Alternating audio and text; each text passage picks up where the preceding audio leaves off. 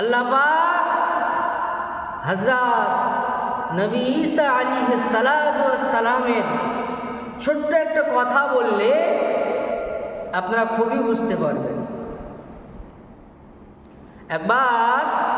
একদিন হযরত নবী ঈসা আলাইহিস সালাম তিনি তাঁর উম্মত তথা সঙ্গীকে নিয়ে তিনি কোথাও একটি যাওয়ার উদ্দেশ্যে বাহির হচ্ছেন। ঈসা নবী তার উম্মতকে ডাকলেন, ডেকে বললেন, ও আমার উম্মত, আমার এই ব্যাগটা নাও, নিয়ে আমার ব্যাগের ভিতরে 3টা রুটি রয়েছে, সুন্দর করে যত্ন করে রেখে দাও। এই রুটিগুলো নিয়ে কিছু দূর আমরা যাওয়ার পরে যখন ক্ষুধা পাবে, ক্ষুধা যখন অনুভব আমরা করব, ওই সময় ওই রুটিটি আমরা দুজনা খাব। ওই রুটিগুলো আমরা দুজনা ভক্ষণ করব। ও আল্লাহ পাকের মাহবুব বান্দা বান্দি শুনে রেখে দেন, ও আমার আল্লাহওয়ালা ভাই বাবাজিরা, মাথা ঠান্ডা করে শুনে রেখে দেন। আল্লাহ পাকের নবী হযরত নবী ঈসা রুহুল্লাহ আলাইহিস সালাতু ওয়াস সালাম নবী যখন তার উম্মতকে নিয়ে কোথাও যাওয়ার উদ্দেশ্যে বাহির হলেন, আল্লাহ নবী ঈসা রুহুল্লাহ আলাইহিস সালাতু ওয়াস সালাম তিনি তার উম্মতের হাতে হুজুরের ব্যাগটা দিয়ে দিলেন। আল্লাহ নবী হযরত ঈসা আলাইহিস সালাতু ওয়াস সালাম তার ব্যাগটি যখন উম্মতের কাছে দিয়ে দিলেন, উম্মতকে দিয়ে বললেন, বাবা, এই ব্যাগের ভিতরে 3টা রুটি রয়েছে বাবা, এই রুটিগুলো আমরা সেখানে গিয়ে ভক্ষণ করব, যেখানে আমাদের ক্ষুধা পেয়ে যাবে।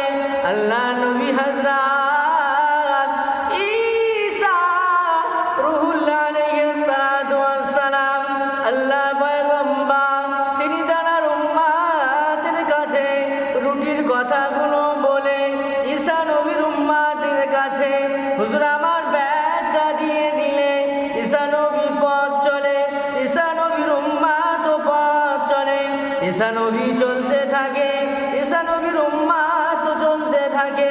চলতে চলতে চলতে চলতে কিছু দূর পথ চলার পরে আল্লাহ পয়গম্বর হযরত নবী ঈসা রুহুল্লাহ আলাইহিস সালাতু ওয়াস সালাম তিনি তার সঙ্গীকে বললেন, বাবা, ব্যাগ খুলে রুটিগুলো বাহির করো। কি বললেন? বাবা, ব্যাগ খুলে রুটিগুলো বাহির করো।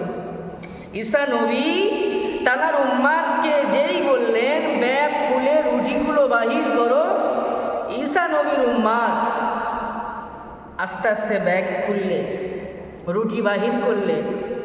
একটি রুটি হুজুরকে দিলেন, আর একটি রুটি ঈসা নবীর উম্মত তাকে খেতে বললেন। কিন্তু ঈসা নবীর উম্মত, ঈসা নবী চোখের আড়ালে হুজুর খেয়ে দিলেন একটি রুটি, আর বাকি 2টি রুটি ঈসা নবীর উম্মত খেয়ে দিলেন। আল্লাহ পয়গম্বর হযরত নবী ঈসা রুহুল্লাহ আলাইহিস সালাতু ওয়াস সালাম হুজুর আমার তিনি খাওয়া দাওয়া করার পরে যে হুজুর আমার বললেন, বাবা, অবশিষ্ট রুটিটি বাবা রেখে দাও। ওই অবশিষ্ট রুটি আবার যখন কোথাও গিয়ে যখন খিদে পাওয়া যাবে, ওই ক্ষুধার সময়ে বাকি অবশিষ্ট একটি রুটি আমরা 2 জনা ভাগ করে ভক্ষণ করব। হযরত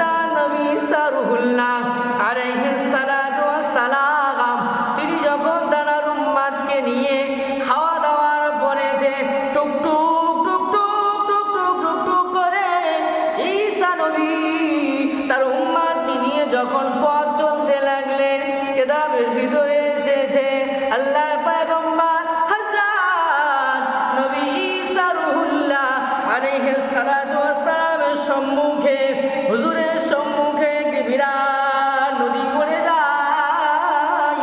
হুজুরের সম্মুখে বিরাট বড় নদী পড়ে যায়।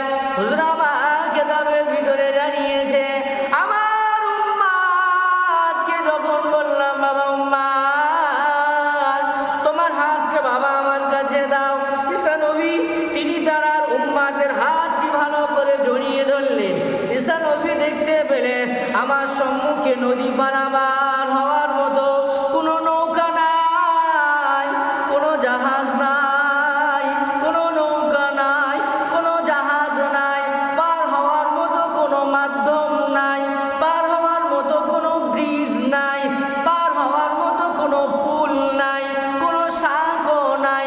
ঈসা নবী তার উম্মাদকে বললেন, বাবা উম্মাদ, ও বাবা উম্মাদ, আমি নবী, তোমার হাতটা আমার কাছে দাও। ঈসা নবী তিনি তার উম্মাদের হাত ধরলেন। ঈসা নবী উম্মাদের হাত ধরে পানির উপর দিয়ে হেঁটে হেঁটে চলতে লাগলেন। ঈসা নবী তার উম্মাতের হাত ধরে আস্তে আস্তে পানির উপর দিয়ে ঈসা নবী ও তার উম্মাত এপার থেকে ওপার পানির উপর দিয়ে হেঁটে হেঁটে পার হয়ে গেলেন। জোরে বলুন না সুবহানাল্লাহ। যে কেতাবের ভিতরে এসেছে ঈসা